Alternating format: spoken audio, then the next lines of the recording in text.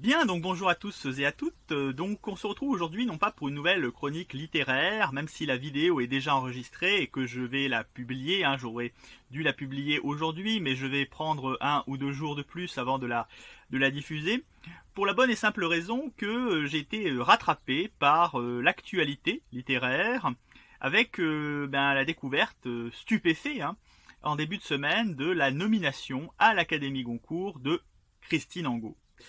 Christine Angot, donc l'auteur polémiste assez connu, je pense, qui incarne, pour moi, mais je crois pour beaucoup d'autres personnes, ce qui se fait de pire en matière de littérature française à l'heure actuelle, ce qui se fait de pire aux côtés de quelques autres. Elle partage ce titre tout de même avec Annie Ernaux, qui est un peu d'ailleurs sa mère spirituelle, avec Édouard Louis également, la version masculine de Christine Angot.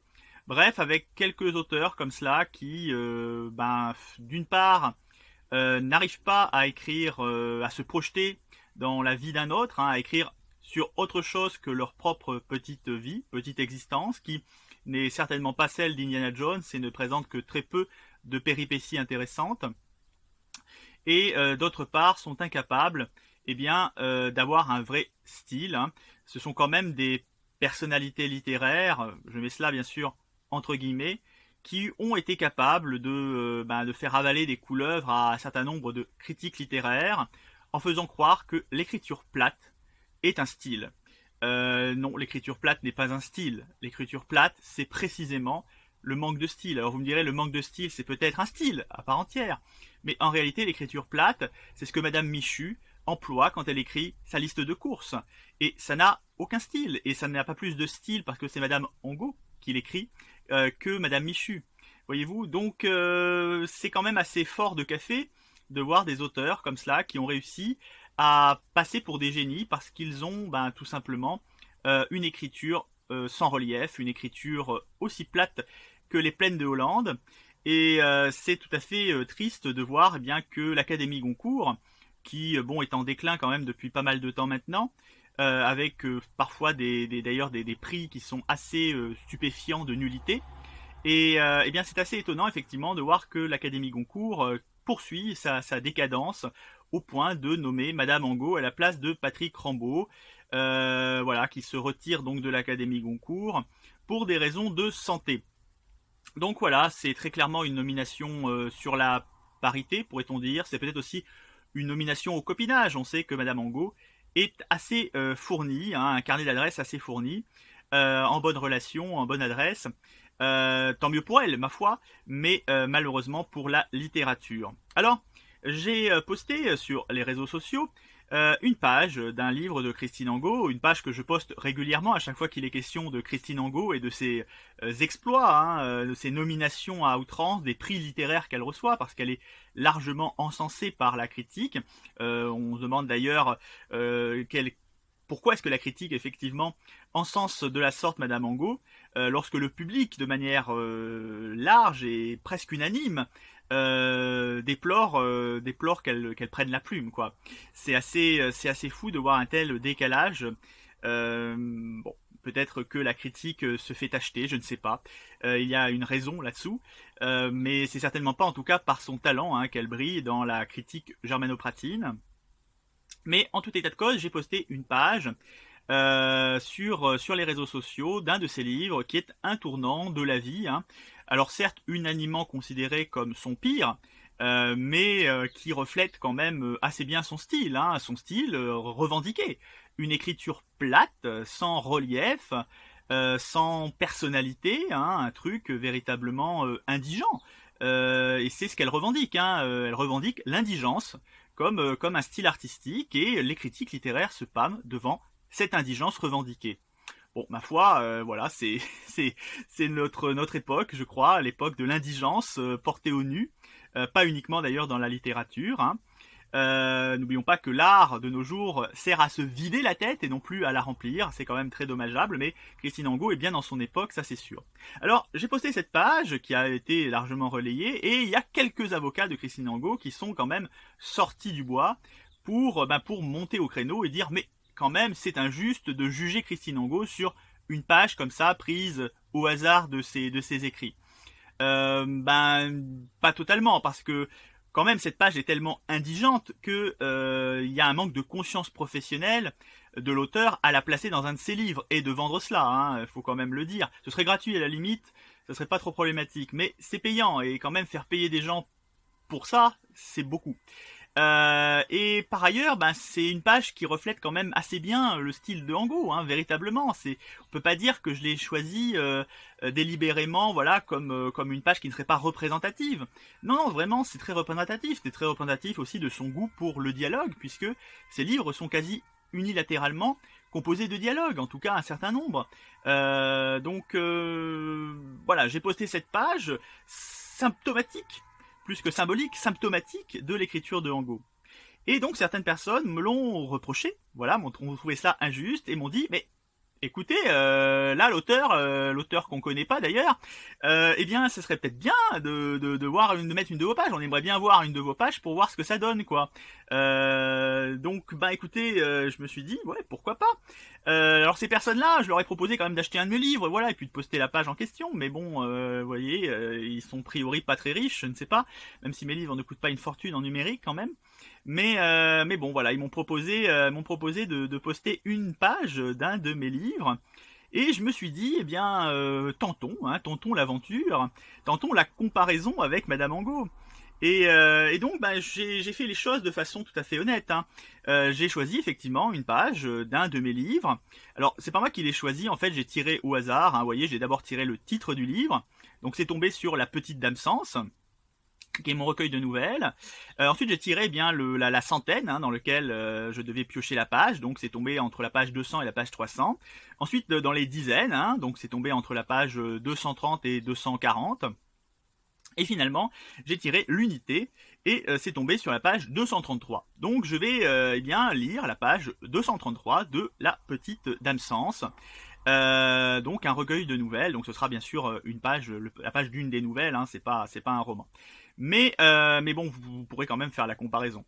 Mais avant de lire cette page, je vais peut-être quand même lire celle de Madame Angot. Voilà, qui est donc extrait de Un tournant de la vie, l'un de ses romans. Donc je vais la lire pour que vous puissiez quand même faire la comparaison si vous n'avez pas la page sous les yeux. Alors je précise, ce que je vais lire c'est une page entière, hein, faut le comprendre.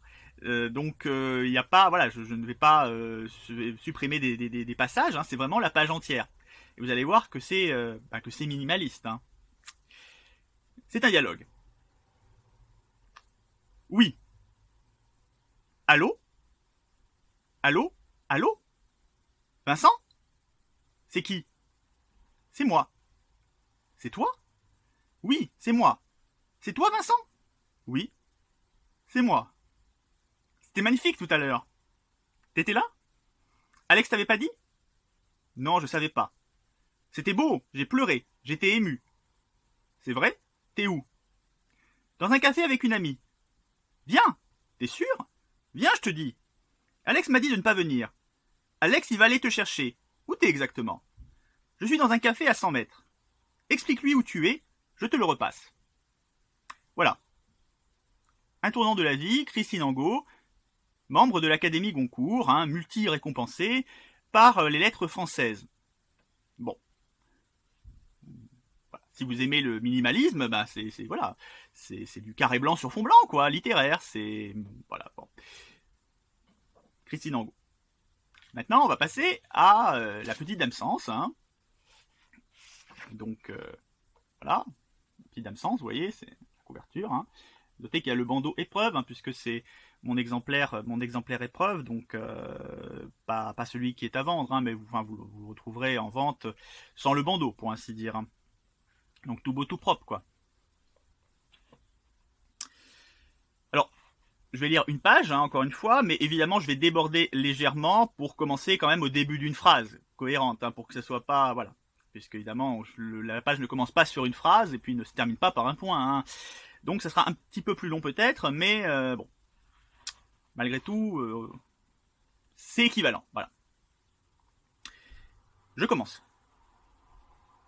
Il refusa de voir sa femme et son collègue. En revanche, il avait omis de mentionner son supérieur. et ce fut lui qui lui porta le journal le lendemain de l'incident. Celui-ci narrait ses exploits à l'article intitulé « La police au Far West », et la conclusion du journaliste était cinglante. Ils vont bien, ces messieurs de la police, et pour peu que cela continue, les malfaiteurs seront de petits saints auprès d'eux. Bourlot se vit signifier que sans son passé brillant, il aurait quitté la police et qu'il en allait de même pour Tellier. Après le départ de son chef, la colère le saisit, puis sa douleur aiguë à la jambe lui rappela de rester immobile. Elle lui rappela également qu'il avait été bien été l'initiateur de tout cela et qu'il aurait peut-être dû parler à sa femme d'abord. Il réfléchit longuement, seul dans le lit 19 de la salle Saint-Honoré, regardant les autres malades et blessés recevoir leurs proches auprès d'eux. Il y avait des femmes, des enfants, des amis. Bourlot n'en avait pas beaucoup, et comme il refusait de les voir, il était seul avec son honneur qu'il trouvait bien piétiné dans la presse, aux côtés de celui de la police. Il se mit à pleurer en songeant à ce qu'il avait fait, entraîné par des sentiments qui ne le caractérisaient pas, mais qui s'étaient emparés de lui insensiblement de jour en jour. Finalement, il est là une infirmière. La prochaine fois, si mon épouse veut me voir, si un dénommé Tellier le veut aussi, conduisez-les à moi. Bourlot ne croyait pas trop que sa femme et son ami reviendraient à l'hôpital après avoir été conduits, mais le surlendemain, Bertille, comme Tellier, se présentèrent à nouveau, conscients tous les deux que l'irascible Bourlot finirait par réfléchir, allongé sur son lit d'hôpital, et par comprendre que l'amitié et l'amour ne méritent pas de se perdre sur un quiproquo ridicule. Voilà. Vous avez là 2 pages. Une page signée Christine Angot, et puis une page qui est signée donc Alexandre Page. Oui, mon nom de famille, effectivement, m'invite aussi à en écrire beaucoup de pages. Et c'est un extrait donc d'une des nouvelles de mon ouvrage. Une nouvelle donc que je n'ai pas présentée en amont pour ne pas donner d'éléments d'histoire et ne pas faire en sorte que vous puissiez peut-être mieux comprendre de quoi il est question. En gros, il est question de 2 policiers qui se sont tapés dessus pour une femme. Et donc l'un d'eux est à l'hôpital et regrette bien évidemment sa jalousie, sa crise de jalousie, puisqu'il croit que son collègue, le trompe avec son épouse. Voilà. Donc c'est ça la thématique de la nouvelle en question. Et donc voilà, vous pouvez faire maintenant le comparatif. Je ne sais pas, c'est pas à moi de dire si c'est bien ou mal. Moi personnellement, j'estime que c'est bien écrit, mais c'est mon avis personnel sur mon propre travail, donc je ne suis pas véritablement objectif. Mais très sincèrement, je pense que c'est totalement différent. Voilà. Alors certes, c'est pas dialogué. Vous me direz, le dialogue c'est quand même plus compliqué. Ça, c'est tout à fait discutable, parce que moi, ce que je note, c'est que en général, les auteurs, quand ils ne savent pas vraiment écrire, ils font tout passer par le dialogue. Voilà, c'est-à-dire que, curieusement, il y a des ouvrages, il n'y a plus du tout de narration, c'est quasiment que du dialogue, parce que la narration, c'est un défi également. C'est très compliqué de faire de la narration, de faire passer des sentiments par la narration, d'arriver à donner une profondeur par la narration. Et étonnamment, les auteurs du 19e, que ce soit Hugo, Balzac, Flaubert, tous ces auteurs-là, écrivaient beaucoup de narration. Alors bien sûr, il y a du dialogue, mais le dialogue était réservé à des éléments très importants du texte, très importants de l'ouvrage, et tout le reste était très narré. Aujourd'hui, c'est vraiment l'inverse. Quand on se plonge dans un roman, on a quasiment que des dialogues. Parce que c'est quand même rapide à écrire, il faut le dire. C'est rapide à écrire, ça donne un côté un peu vivant à bon compte, parce que la narration, c'est plus difficile de la rendre vivante. Et puis, c'est vrai que j'ai le sentiment quand même que le dialogue, c'est plus facile à bâcler, pour ainsi dire. On est peut-être plus facilement excusé d'un dialogue bâclé qu'une narration bâclée, je ne sais pas. Mais vu qu'il y a un petit peu cette idée que le dialogue est plus difficile à écrire que la narration, peut-être qu'effectivement les auteurs écrivent des dialogues pour se faire plaindre un peu plus facilement, se dédouaner un peu plus facilement de leur médiocrité. Donc voilà, à vous de comparer. Je ne sais pas si vous trouvez Angot meilleur, moins bien, équivalent, si c'est comparable, je ne sais pas. Mais vu que l'on m'avait mis un petit peu au défi effectivement de poster une de mes pages, je me suis dit, relevons le défi. Avec Angot, c'est quand même pas hyper compliqué. Donc peut-être que d'ailleurs on pourra tenter avec Annie Ernaux, avec Édouard Louis. Ça vaudrait le déplacement, je crois. Mais en tout cas, bon, comme je disais, c'est aussi un coup de gueule cette vidéo contre le n'importe quoi de notre monde littéraire. Les gens, enfin, on dit que les jeunes lisent moins, ce qui n'est pas tout à fait exact d'ailleurs, mais on dit que les gens lisent moins, se détournent un peu de la lecture au profit, je ne sais pas, de Netflix ou d'autres arts, d'autres divertissements. Mais écoutez, moi personnellement, je préfère quelqu'un qui va jouer à un Assassin's Creed, où il va découvrir des choses sur l'histoire, où il va découvrir des choses sur, oui, sur le monde, dans un jeu qui est bien fait, qui est propre visuellement, plutôt qu'un jeune qui va lire du Christine Angot, quoi. À un moment donné, c'est pas parce que c'est un livre que ça apporte quelque chose. C'est parce que ce sont des mots qui s'alignent que ça apporte quelque chose. Si ça n'apporte rien, il vaut mieux, ben, effectivement, jouer à la console, quoi. Il vaut mieux jouer à la console, il vaut mieux regarder à l'Ouest rien de nouveau sur Netflix, quoi. On apprend plus de choses, c'est plus intéressant.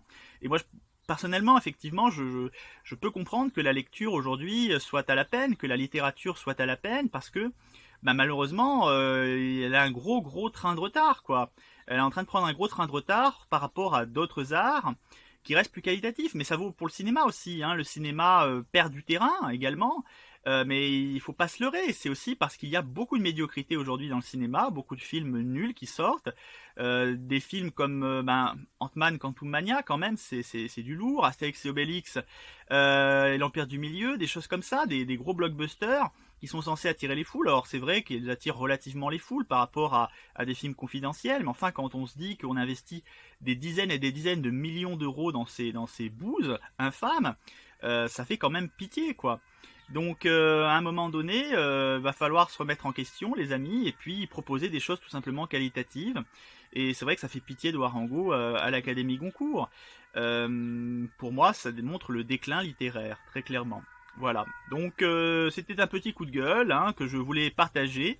Mais évidemment, on retombe dans les chroniques littéraires dès demain ou dès après-demain. Je vais la poster assez vite. J'en profite aussi pour remercier mon 300e abonné. Oui, déjà, la chaîne existe depuis 2 mois. Mais nous sommes déjà 300 hein, et vous êtes relativement fidèles hein, pour visionner mes vidéos. Donc merci encore. Et ma foi, si vous désirez vous abonner, n'hésitez pas. Je vais essayer de partager des vidéos régulièrement pour vous donner des envies de lecture ou tout simplement, comme ici, parler un peu de l'actualité, de la triste actualité littéraire, mais on parlera aussi des bons moments hein, s'il y en a. Voilà. Merci encore de m'avoir écouté et à bientôt.